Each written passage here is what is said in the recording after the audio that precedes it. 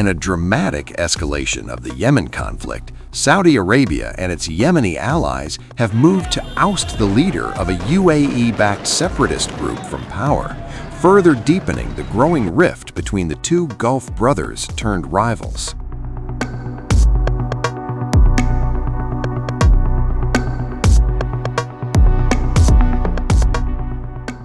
The Saudi-led coalition announced that Aidarous al-Zubaidi, head of the Southern Transitional Council, has been expelled from Yemen's internationally recognized government and said he fled the country after skipping planned peace talks in Riyadh. According to the coalition, al-Zubaidi escaped in the dead of night, leaving the southern port city of Aden by sea for Berbera in Somaliland, before boarding a plane with UAE officers to Mogadishu. The statement claims the aircraft switched off its identification systems over the Gulf of Oman before reappearing shortly for landing at a military airport in Abu Dhabi. There has been no immediate response from either the STC or the United Arab Emirates. If confirmed, the move marks a major setback for the UAE-backed separatists and will heighten tensions between Riyadh and Abu Dhabi that surfaced openly after the STC launched an offensive against Saudi-backed Yemeni government forces in December. The Southern Transitional Council had initially fought alongside the Yemeni government against Houthi rebels in the north, but later pushed for an independent southern Yemen. The group seized control of the strategic provinces of Hadramout and Mahra. These are the regions bordering Saudi Arabia, and the move was declared a red line by Riyadh for its national security. Saudi Arabia responded with airstrikes on the port city of Mukalla on December 30th, targeting what it described as a UAE-linked weapons shipment. UAE denied the allegation, insisted the shipment contained no weapons, and reiterated its commitment to Saudi security and removed its forces from Yemen after Riyadh's ultimatum. Backed by Saudi air power, Yemeni government forces later reclaimed Hadramout and Mahra, prompting the STC to agree to attend Saudi-hosted peace talks. But the coalition says al-Zubaidi failed to board the flight carrying the STC delegation to Riyadh. Soon after, Saudi-backed forces launched airstrikes on STC positions in Yemen's Dalay Governorate as government troops advanced into Aden and seized the presidential palace.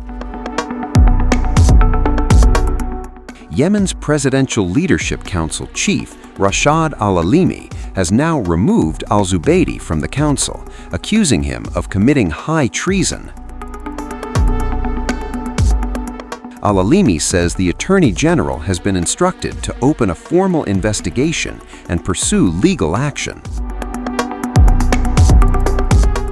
What began as a shared war effort in Yemen is now exposing deep fractures between Saudi Arabia and the UAE, with southern Yemen region emerging as the latest battleground in a widening Gulf power struggle.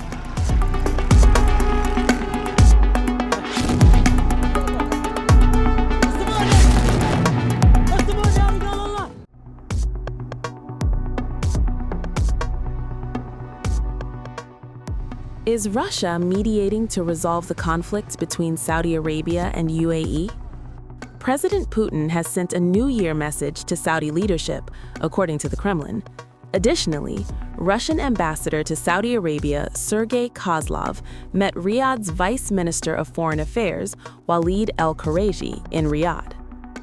According to Saudi government statement, the two sides reviewed bilateral relations and discussed the latest regional and international developments, as well as the efforts exerted to address them.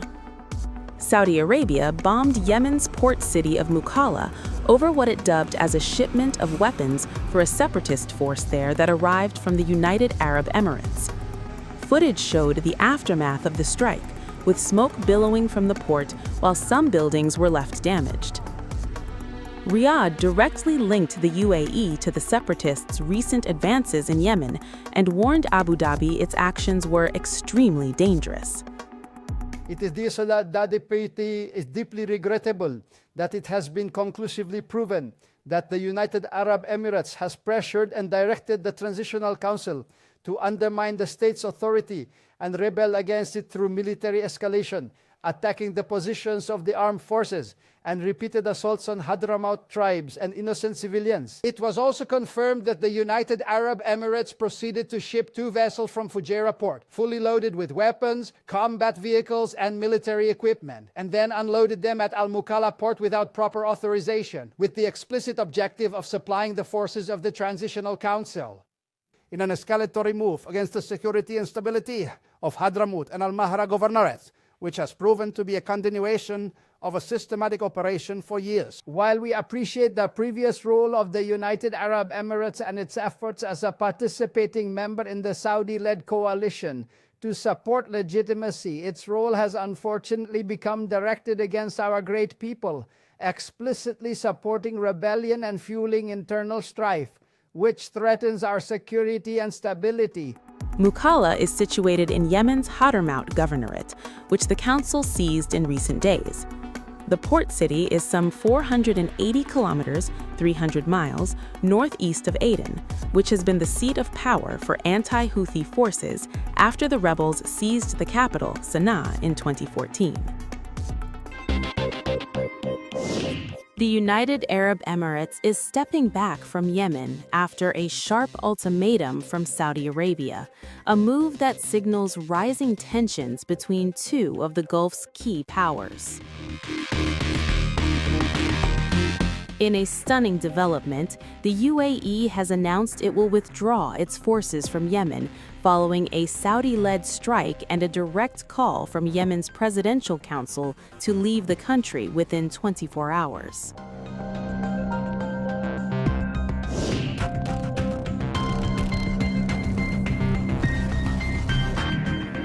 The UAE's Defense Ministry issued a statement via its state-run WAM news agency, saying the decision comes in light of recent developments and their potential repercussions on the safety and effectiveness of counterterrorism operations. However, the ministry did not give a timeline for the withdrawal.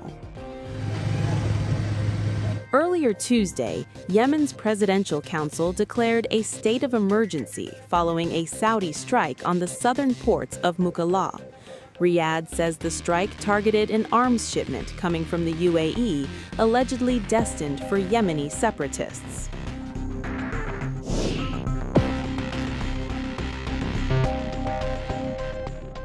The Saudi military said the shipment, arriving from Fujairah on the UAE's eastern coast, had disabled tracking devices and unloaded large quantities of weapons and vehicles for the Southern Transitional Council, a UAE-backed separatist group. The UAE denied any weapons were involved, but admitted to transferring vehicles. The Foreign Ministry called for restraint and wisdom, rejecting allegations that it fueled the Yemeni conflict.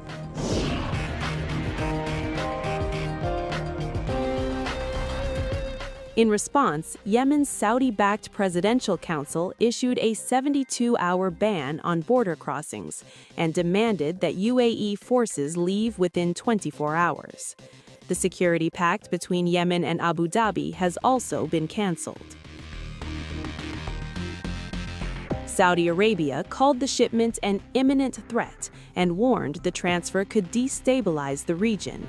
The attack, carried out at night to minimize civilian harm, underscores Riyadh's hard line against UAE-backed operations in Yemen.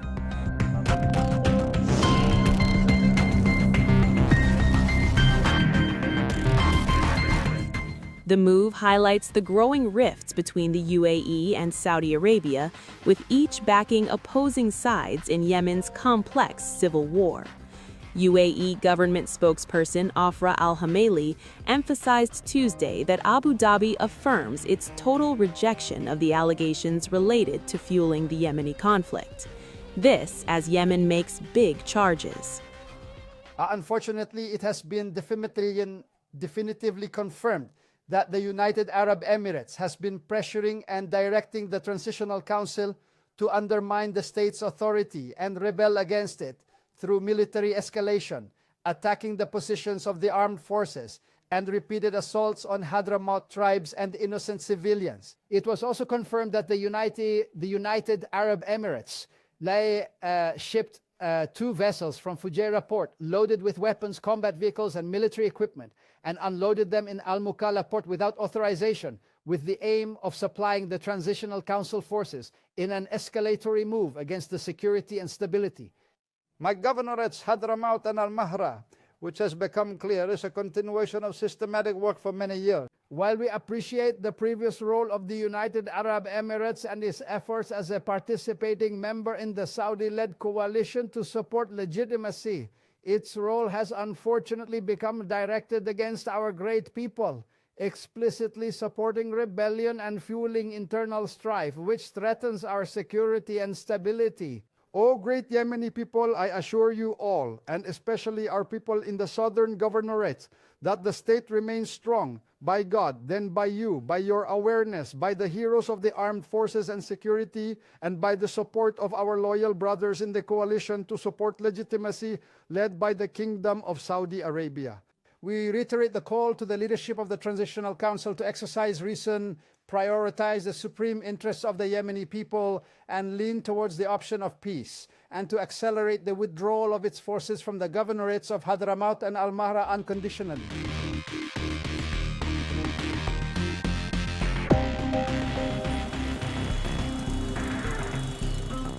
With UAE forces preparing to withdraw, analysts say the Saudi-UAE split could reshape the dynamics of the war in Yemen. The Southern Transitional Council may lose crucial support, while Riyadh strengthens its grip on the Presidential Council. The international community is watching closely as tensions between 2 Gulf powerhouses escalate, with Yemen caught in the middle.